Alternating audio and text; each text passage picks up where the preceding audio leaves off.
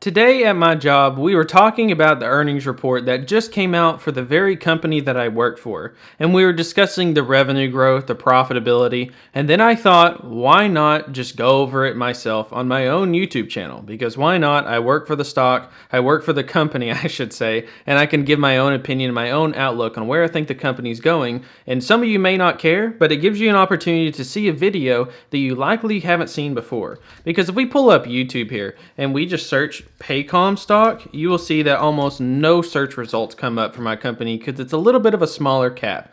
You see that there's really nothing. You see this one video from this one guy and you see a video of our CEO, but other than that, you don't really see any videos about this company. So this will give you a chance to look into a company that you maybe haven't considered before, and I promise this is not my biased opinion. While I do think our stock is priced a little bit high, I will say the business, the actual company itself, is doing very well, and for someone that works there every single week, every single day, I can tell you that we are doing very well, and I expect us to continue the success moving into the future, which analysts are projecting the same thing as well. So we're going to go over in this video Paycom earnings and how they did. We're going to talk about the numbers that they just came out with, as well as the future outlook moving into the fourth quarter, moving into the end of the year, which is one of our biggest quarters of the year. And then I'm going to talk about where I think the stock price is going. You can see that the stock has been all over the place year to date, and it has a long track record of doing very well in the stock market since it initially became public just a few years ago. And if we look back since 2017, the stock has returned 320%.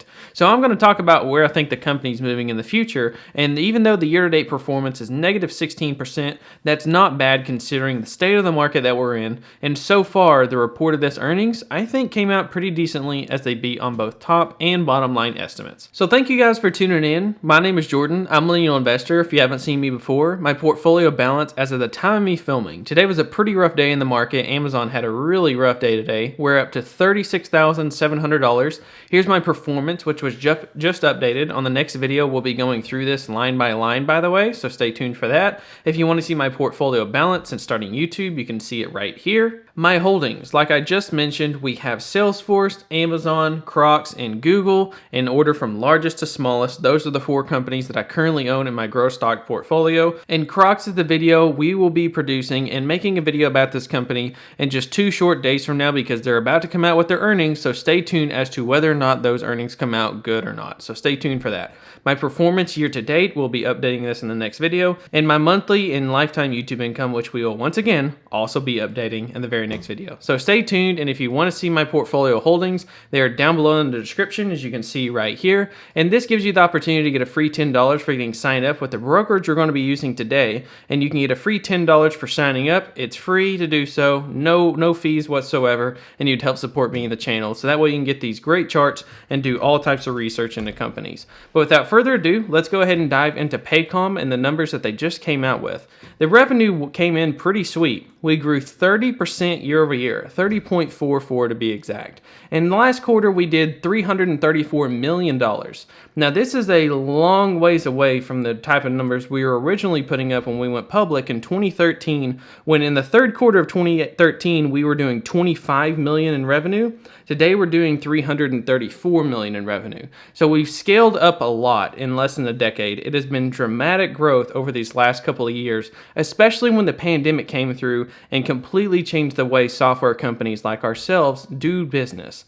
Now, not only are they growing good, but the profitability is coming in pretty decent as well. We are staying pretty flat. I would like to see this grow over time. For someone like myself that is employed for the company, if I want to see opportunities for raises, promotions, and have other opportunities for capital expenditures to grow the business, then I think it's important that we see free cash flow grow, and it hasn't been growing at the speed at which I like. And profitability, as a shareholder, someone who might want to buy this company, you want to see this number go up, obviously, as free cash flow. The profits is most important for owning the stock. I should mention, by the way, that I don't own any shares of the company right now. I will be signing up for our employee stock purchase plan, so very soon I will be a shareholder, but as of today, since I've only been employed for the company about 6 months, as of right now, at the time of me filming, I don't own it, but that will likely change in the future, so keep that in mind. For the first time pretty much ever in 2022, we're starting to go down in shares. We really started to buy shares back pretty much for the first time ever from our first share buyback program. And you can see that we just doubled down. We were initially announcing a plan of $550 million. Well, they actually doubled down and increased it to $1.1 billion. And this is not bad. That's actually a pretty good amount over a 2-year period, considering right now we're at a market cap of about $20 billion. So as a reference, that's essentially Paycom buying back 5% of the company. So the shares outstanding right here, which sit at about 57 million, as of today's share price, if we stay around these prices, over the next 2 years, Paycom will buy back 5% of the company over the next 2 years, which is absolutely awesome as a shareholder because it will increase the earnings per share, it will increase your ownership of the company, and likely it will almost act as like a floor, as like a balloon effect to keep the stock higher, and it will prevent it from having really dramatic downturns, which is why you see, like for example, year to date, we're down 16% when you compare us to, for example, the S&P 500, which year to date is down 18%, and Paycom, in my opinion, is still doing very well on its business side because it's projecting in the fourth quarter pretty good revenue growth, 366 to 368 million. So 367 million is the midpoint, and comparing that to a year ago during the fourth quarter that we did 285. So that is still almost 30% revenue growth, so still growing quite dramatically. And then you can also see that the profitability is doing very good as well from its EBITDA projections, and I think it's going to do good for the fourth quarter. I think it's very likely that we get near these numbers or maybe even slightly exceed it because so far Paycom has a history of exceeding its estimates. Now the other two things I want to talk about for the company is its expenses, and it has flattened out, which is good for profitability because as you see, when the revenue is still growing quite quickly, when it's growing 30% plus year over year, and then the general and administrative, the actual amounts that they have to pay employees to show up to work there is finally flattened out. So that's good for the stock and the company as a whole because that means we're probably going to be more profitable. However, the one thing I've noticed is that sales and marketing is still growing in a pretty fast fashion because we are hitting record sales and marketing numbers of 90 million a quarter. And so I'm starting to wonder as the recession has hit if Paycom is spending more and more to try to sell its product, or maybe it's just scaling issues, I'm not sure. But selling and marketing has increased quite faster than I would expect, and this may be because of the recession and potentially the more that we might be having to spend on ads and marketing costs to try to gain new clients. Now, research and development, something I always like to see, is still growing pretty fast for a company like Paycom, now 40 million a quarter, and that's great to see because you want to see a company always reinvesting back into new products, new capital expenditures, and this is what leads a company like this to grow its revenue as they spend more and more reinvesting back into themselves, back into the business. Now, we talked about revenue growth, we talked about free cash flow, we talked about share buybacks, we talked about the expenses, we talked about all that good stuff. Now, one of the things that is one of my favorite parts of working for a company like Paycom, by far and away, is the balance sheet. Now, I do know that Paycom is profitable. I expect them to be profitable for years throughout, but the cool part is looking at the cash versus the debt.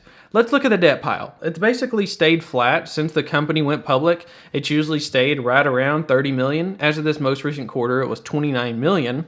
Now, comparing the debt pile of 29 million versus the most recent cash pile of 317 million, you can see the dramatic difference in cash versus debt, which means the company that I work for on its balance sheet is very healthy.